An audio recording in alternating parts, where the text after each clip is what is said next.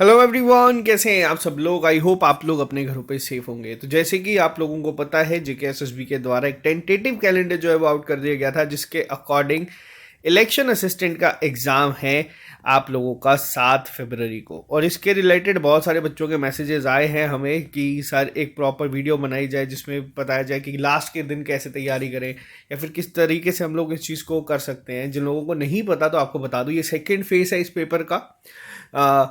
इससे पहले जो ये स्किल टेस्ट बेस्ड एग्जाम्स होते हैं जिसमें आपका टाइपिंग आता है, ये मैं मान के चलता हूँ आप लोग 40 to 50% जो आपकी एक जर्नी है आप लोग खत्म करके यहाँ पे आ चुके हो। एक बहुत बड़ा डिफिकल्ट फेज जो आपका होता है उसको आप क्वालिफाई करके पहुंचे हो इस एग्जाम के लास्ट राउंड तक। यानी कि अब आपका एग्जाम होगा और 25 दिन अब किस तरीके से यूटिलाइज किए जाए ताकि जो सिलेक्शन है वो आप लोगों के इस एग्जाम में हो जाए। तो जो लोग ये चैनल पहली बार देख रहे हैं आप इस चैनल को सब्सक्राइब कर सकते हैं ताकि आप लोगों को हर एक अपडेट मिलता रहे।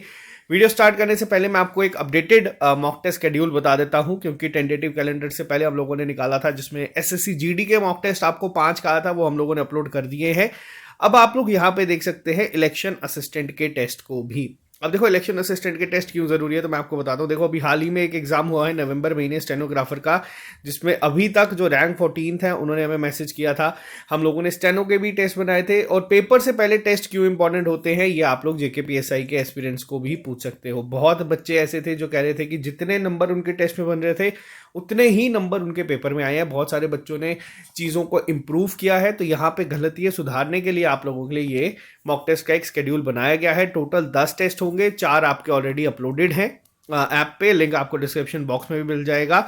इसके अलावा जो बाकी के टेस्ट हैं आप लोग एक बार देख लीजिएगा।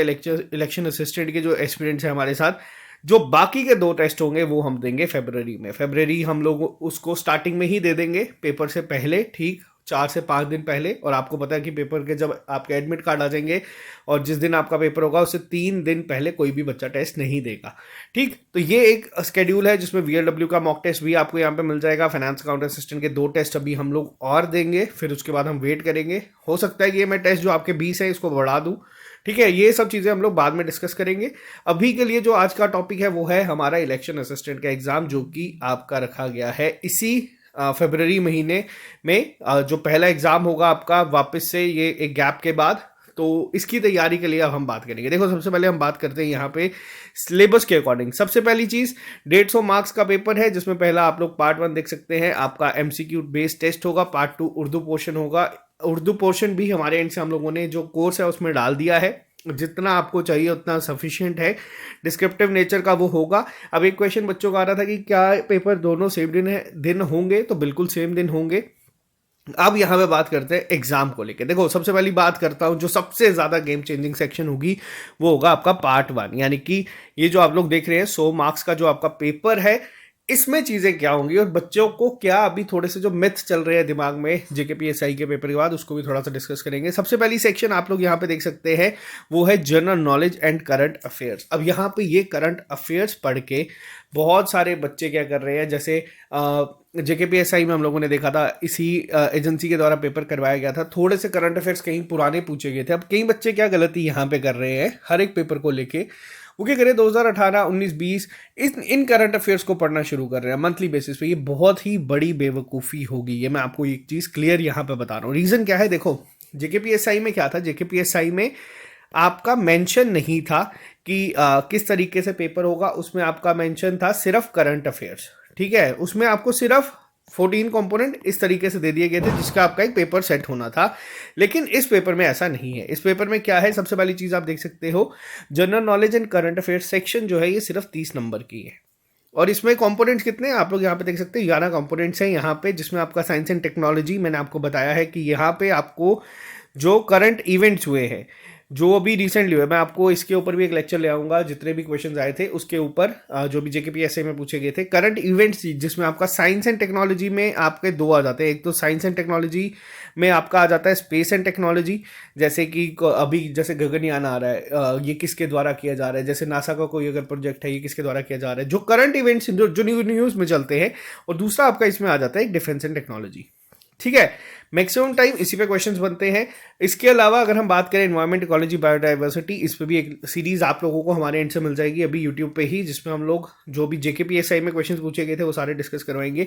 इंडियन नेशनल मूवमेंट, अब देखो यहाँ पे ना स्पेसिफिकली मेंशन्ड है इंडियन नेशनल मूवमेंट, यानी कि ये आ जाती है आपकी मॉडर्न हिस्ट्री। मॉडर्न हिस्ट्री के एमसीक्यूज भी मैंने करवाए और पेपर में जितने भी क्वेश्चंस पूछे गए थे मेजॉरिटी कवर्ड थे। आप लोग वो सीरीज को वापस देख सकते हैं। Political physical divisions of world and India, Indian economy पे सिर्फ एक क्वेश्चन बनेगा, ये भी मैं आपको यहाँ पे बता देता हूँ। और चांसेस ये है कि वो भी हो सकता है आपके करंट इवेंट पे बने। और यहाँ पे क्या है, बच्चे जो है 6-7 हज़ार के करीब करीब ही है, ज़्यादा से ज़्यादा 1 या 2 शिफ्ट में पेपर खत्म हो जाएगा।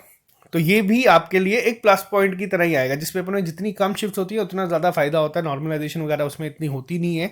तो दूसरी, इसके अलावा Indian culture heritage, climate, crops, transport communication, demography और important rivers and lakes in India. और उसके साथ यहाँ पे जो करंट इवेंट आप लोग देख रहे हैं होगा क्या, मैं आपको एक अगर रफ आइडिया दूं तो मान के चल सकते हो आप लोग, आपको इस शिफ्ट में 5 से 6 क्वेश्चंस करंट इवेंट के दिखेंगे, बट उसके अलावा आपको ये कंपोनेंट भी आएंगे। अब आप लोगों को थोड़ा सा स्मार्ट वर्क करना है। 25 मार्क्स जो आप लोगों के हैं इस समय, जो ये बाकी कंपोनेंट एक लेके चल रहे हैं साथ में, आपको इनको ज्यादा प्रायोरिटी पे रखना है। क्योंकि देखो ये 5 से 6 क्वेश्चन जो होंगे ना, एग्जामिनर के ऊपर डिपेंड करता है। अगर 3 से 4 बेसिक आ गए इस साल के तो हर कोई बच्चा कराएगा। अगर 2 क्वेश्चन उन्होंने मान लो वो सेट किए जो कोई आंसर नहीं कर पाएगा, तो फायदा नहीं है आपके 18, 19, 20 के करंट अफेयर्स को पढ़ने का।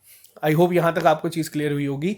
आपको पहली प्रायोरिटी पे ये कंपोनेंट्स को ही रखना है। इन कंपोनेंट्स को जितना स्ट्रॉन्ग कर सकते हो 2nd to 11th उतना आपको ये करना है। उसके बाद फ्री टाइम में आप लोग करंट अफेयर्स पढ़ सकते हो, जिस भी तरीके से आप लोगों को पढ़ने हैं। वीकली करंट अफेयर्स पढ़े हुए हैं हमारे, वीकली पढ़ सकते हो, मंथली पढ़ सकते हो, डेली आजकल हम लोग अपलोड कर रहे हैं। बट डेली वालों में से अभी जनवरी वाले में से बहुत रेयर है कि पेपर में पूछा जाएगा। इस सेक्शन में 30 नंबर है, आसानी से अगर कोई बच्चा पढ़ के जाता है तो 20 से 22 स्कोर वो कर सकता है, अगर मैं जेकेपीएसआई की तरह ही इसको कंपेयर करूं तो। इसके अलावा जो दूसरी सेक्शन है, जो कि एक काफ़ी ज़्यादा बच्चों को कंफ्यूज करके रखा हुआ है, उसमें आती है आपकी general knowledge with special reference to J&K UT, जो कि 20 मार्क्स है। देखो अभी जो स्टेनोग्राफर का पेपर हुआ था उसमें जो सेक्शन थी उसका नाम भी सेम था। और अगर मैं पेपर उठाऊं, हम लोग जो अब मॉक टेस्ट बना रहे हैं, हम लोग क्या कर रहे हैं, हम लोग स्टेनोग्राफर का पेपर उठा रहे हैं, हम लोग जेकेपीएसआई की सारी शिफ्ट्स का पेपर उठा रहे हैं और उसी से मिलता जुलता बना रहे हैं, ताकि पेपर में भी आपको वैसा ही लेवल देखने को मिले और आप लोग ज़्यादा कंफ्यूज ना हो। देखो अब स्टेनोग्राफर में जो ये सेक्शन थी ना,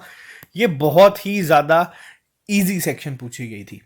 ठीक, बहुत ईजी थी, क्योंकि मुश्किल होता है एग्जामिनर्स के लिए भी क्वेश्चन बनाना, खासतौर पे रेफरेंस टू J&K यूटी जब लिखा हो। हिस्ट्री की बात की जाए बहुत बेसिक था, टूरिस्ट डेस्टिनेशन बहुत बेसिक थे क्वेश्चंस।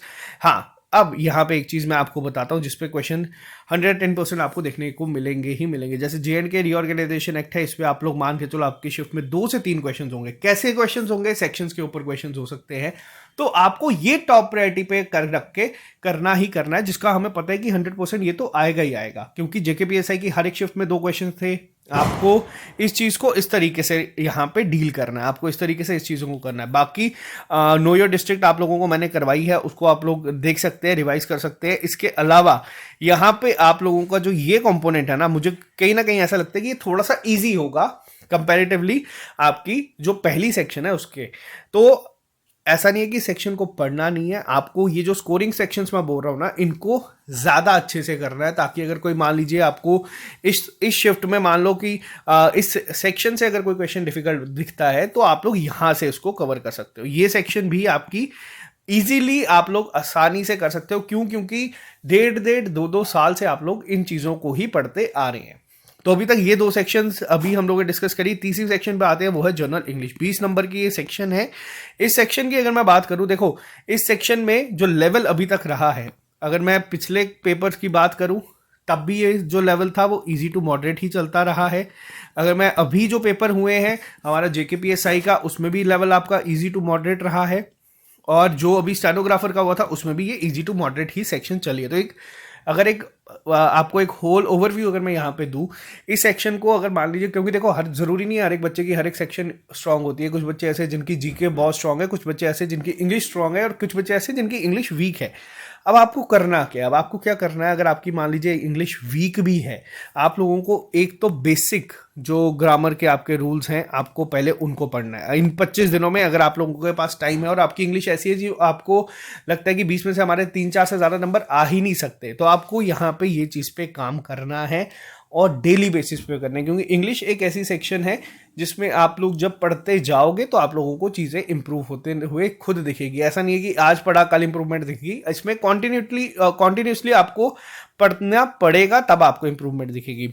इसके अलावा आप लोग ईडियम एंड फ्रेजेस पढ़ सकते हो रोज के, आप लोग एक्टिव पैसिव आसानी से कर सकते हो, नरेशन कर सकते हो। ये फ्री के मार्क्स हैं जो आपको दिखेंगे। रिगार्डिंग जंबल्ड सेंटेंसेस आप लोग यहाँ पे इसको भी कर सकते हो। देखो टेस्ट अगर आप लोग इसमें दोगे तो आप लोगों को खुद चीज़ें सीखने को मिलेंगी। मैं अभी यहाँ पे क्या करूँगा, जो हमारा कोर्स है उसमें मैं ना इनके टॉपिक टेस्ट डाल दूंगा, ताकि आप लोग जिनकी बहुत वीक इंग्लिश है आप लोग उसको करते चलो, क्योंकि 20 मार्क्स है और 20 मार्क्स बहुत इंपॉर्टेंट रोल प्ले करेंगे आपकी सिलेक्शन के लिए। उसके अलावा नेक्स्ट सेक्शन पे आते हैं। देखो ये सेक्शन जो है नॉलेज ऑफ कंप्यूटर, ये बहुत ही सिंपल और बहुत हर एक पेपर, अभी तक मुझे नहीं लगता कोई ऐसा पेपर होगा जिसमें ये सेक्शन नहीं होगी, और सेम सिलेबस आप लोगों का यहाँ पे चलता आ रहा है। अब पेपर की बात करूं तो देखो पेपर में कुछ क्वेश्चंस ऐसे थे जो बहुत बेसिक थे, जैसे कि बोल्ड की कमांड पूछी गई थी, जो भी पूछा गया था, लेकिन Aahista Aahista shift wise paper का लेवल बढ़ा भी है। तो ये 15 नंबर की है। अभी हम लोगों ने यहाँ पे क्या किया, देखो पहले आपको अंजुम सर ने सारा पढ़ाया था कंप्यूटर का, उसके अलावा आपको शौकत सर ने भी एमसीक्यूज जो है वो करवा दिया, और मुझे लगता है कि हमारे एंड से ये पूरा आपके पास उतना मटेरियल अवेलेबल है। आप लोग यूट्यूब पे भी चाहो तो वहां से पढ़ सकते हो, आपको बस प्रैक्टिस करनी है। आपको बस क्वेश्चंस एक एक चैप्टर उठाओ, उसके एमसीक्यूज लगाना शुरू करो, और जो एमसीक्यू आपका गलत होता है उसको हो सके तो आप लोग नोट डाउन कर दो। मैंने बहुत सारे बच्चों को देखा है कि वो क्या करते हैं कि पढ़ते हैं, वीडियो देखते हैं, सुनते हैं, नीचे लिख देते हैं 12 ठीक हुए 30 में से, 15 ठीक हुए 30 में से, 20 ठीक हुए 30 में से। आप लोगों के जो गलत हो रहे हैं आप लोग उसको नोट डाउन करो, ताकि अगर वो चीज़ आपको वापस कभी पेपर में दिखती है या फिर पेपर से 1-2 दिन पहले आप रिवाइज करते हैं तो आप उसको रिवाइज करो जो आपके गलत होते हैं। ठीक है, ये एक चीज़ को आपको करना है। हाँ, इसमें आपको शॉर्टकट कीज के ऊपर काम करना है।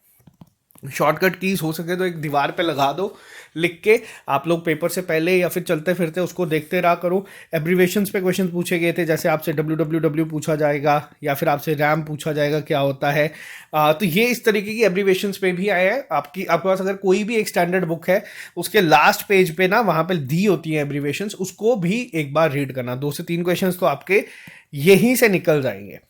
ठीक, यहां इसके बाद हम बात करते हैं मोस्ट स्कोरिंग सेक्शन, जो कि है आपकी मेंटल एबिलिटी और रीजनिंग। ये एक ऐसी सेक्शन है जिसमें आप लोग चाहो तो 15 में से 15 लेके आ सकते हो, क्योंकि सिलेबस इसका कुछ भी नहीं है। Number series, letter series, coding decoding, direction sense, blood relation, statement conclusion, logical reasoning, mental reasoning, बहुत बेसिक सिलेबस है ये, बहुत ही ज़्यादा।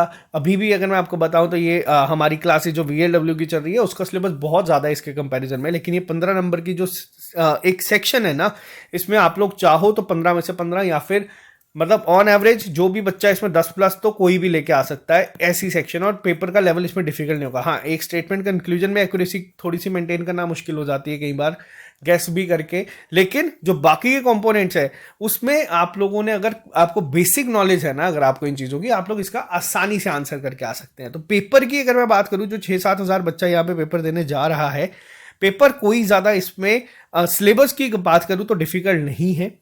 हाँ, वास्ट है, बट अगर आप इसको एक सिस्टमैटिक वे में टैकल करोगे तो आप लोगों को बहुत एडवांटेज मिलेगी। हाँ, अब दूसरी चीज़ क्या आती है, अब कई बच्चे कह रहे हैं कि सर हम लोग फाइनेंस की तैयारी कर रहे थे, हम लोग VLW की तैयारी कर रहे थे, बीच में अब इलेक्शन असिस्टेंट आ गया, आप क्या करें। देखो अभी के लिए जो चीज़ सबसे सामने है उसको तो टारगेट करना ही करना है। इलेक्शन असिस्टेंट में आप लोग टाइपिंग क्वालिफाई करके यहाँ तक पहुँचे हो तो आप लोग ऑलरेडी 50% कॉम्पिटिशन को बीट कर चुके हो, 60% कॉम्पिटिशन को। अब आप लोगों को क्या करना है, अब आप लोगों को कोशिश ये करनी है कि अपने जो दिन को यूटिलाइज करना है वो शिफ्ट्स के अकॉर्डिंग करो। मैं हर एक बच्चे को हमेशा ये कहता हूँ कि अपने दिन को 4 शिफ्ट में डिवाइड कर लो, शिफ्ट 1, शिफ्ट 2, ये आप लोग अपने हिसाब से भी कर सकते हो। ये मैं बस एक सिंपल स्ट्रेटेजी आपको बता रहा हूँ जो SSS का सेकंड ऐसे है। 4 शिफ्ट में अपने दिन को डिवाइड करो, उसमें 4 सेक्शंस रखो। ठीक है, अभी आपके सिलेबस में कितनी सेक्शंस है, 1 2 3 4 5 सेक्शंस है। अब इसमें 4 सेक्शंस को रोज चलाओ। जैसे शिफ्ट 1 सुबह मॉर्निंग में, अगर जब दिमाग ज़्यादा फ्रेश होता है आप लोग जीके रख सकते हो, या आप अपने हिसाब से चेंज कर सकते हो। जीके को रखो, इसमें जो कंपोनेंट्स है जैसे रिवर एंड लेक्स है, पहला मान लो इसको रखा है कि हाँ कल सुबह उठ के ये सारी चीज़ें खत्म कर दूंगा, 2-2.5 घंटे लगा के सारा खत्म करूंगा और इसको साइड पे कर दूंगा। शिफ्ट 2 पे GK with special reference to J&K रख सकते हो आप लोग। शिफ्ट 3 में जब थोड़ा थक जाता है इंसान तब आप लोग इंग्लिश या कंप्यूटर रख सकते हो। और जो लास्ट सेक्शन है शिफ्ट 4, जब रात को इंसान थक जाता है, सोने लगता है, तब आपको सिर्फ प्रैक्टिस करनी है, तो उसमें आप लोग क्या रख सकते हो, मेंटल एबिलिटी रख सकते हो। और इससे क्या होगा, इससे आपका ना रोज सारे कंपोनेंट चलेंगे, रोज आप लोग सारे कंपोनेंट्स करोगे। और अगर हम एक दिन में एक भी कंपोनेंट उठाते हैं, मान लो एक दिन में हम लोग एक भी कर रहे हैं, तो टोटल 11 है, 11 दिन में ये आपका सारा खत्म हो जाएगा। जैसे आज मैंने क्लाइमेट क्रॉप्स रख लिया। और हाँ, सबसे इंपॉर्टेंट चीज, जब रात को सोने लगते हो तब अगले दिन की चारों शिफ्ट का पहले ही नोट डाउन करके रखो कि कल मैं उठ के ये कंपोनेंट खत्म करूंगा, फिर मैं दूसरे पे जाऊंगा। और सबसे इंपॉर्टेंट चीज क्या होगी, वो होगी आपकी मॉक टेस्ट। मॉक टेस्ट देखो, ऐसा नहीं है कि हम लोग मॉक टेस्ट आप लोगों को प्रोवाइड करते हो तो इसलिए हम लोग यहाँ पे कहते हैं कि हाँ मॉक टेस्ट सबसे इंपॉर्टेंट है। आप लोग कहीं से भी दे सकते हो, आपको कहीं से भी मॉक टेस्ट दिखता है आप लोग अटेम्प्ट कर दीजिए, जरूरी नहीं है कि आपको हमारा देना है। मॉक टेस्ट हम इसलिए कहते हैं ताकि आप लोग जब मॉक टेस्ट दोगे तो आप लोगों को चीजें समझ आएंगी, आप लोगों को यहाँ पे पूरा पता चल जाएगा कि किस तरीके से हम लोगों को नेगेटिव मार्किंग को अवॉइड करना है, किस तरीके से आप लोगों को चीज़ों को इंप्रूव करना है। तो इसीलिए हम लोग मॉक टेस्ट पे ज़्यादा स्ट्रेस रखते हैं। जो गलती पेपर में करनी है आप लोग पहले ही करके चले जाइए, ठीक है। तो इसीलिए आप लोगों को मॉक टेस्ट भी मिल जाएंगे, हर एक चीज़ मिल जाएगी। और ये एक गोल्डन अपॉर्चुनिटी आप लोगों के लिए, तैयारी करते रहो, मेहनत करते रहो। और आज लोहड़ी है, आप लोगों को पीछे आवाज़ सुनाई दे ही गई होगी इस समय भी, तो हैप्पी लोहड़ी सभी को वंस अगेन। तो बाकी जितने भी बच्चे हैं मेहनत करो, तैयारी करो, ये बहुत अच्छी अपॉर्चुनिटी है। आप लोग यहाँ तक अगर पहुंचे हैं, थोड़ी सी एफर्ट और डालोगे आप इसको क्वालिफाई कर जाओगे। तो चलिए bye bye, take care, all the best, मिलते हैं जल्दी नए लेक्चर के साथ। अभी के लिए दीजिए इजाजत। ये मॉक टेस्ट आपको हमारी ऐप पे मिल जाएंगे, आप लोगों को एक कंप्लीट कोर्स भी मिल जाएगा। अगर आपको उर्दू वगैरह जो भी चाहिए चीज़ें वो आपके लिए अवेलेबल होंगी, तो आप उसको जरूर कर दीजिएगा। तो ये मॉक टेस्ट 15 मिल जाएगा। तो चलो bye bye, take care, all the best, मिलते हैं जल्दी नए लेक्चर के साथ। अभी के लिए दीजिए इजाजत। Have a nice day.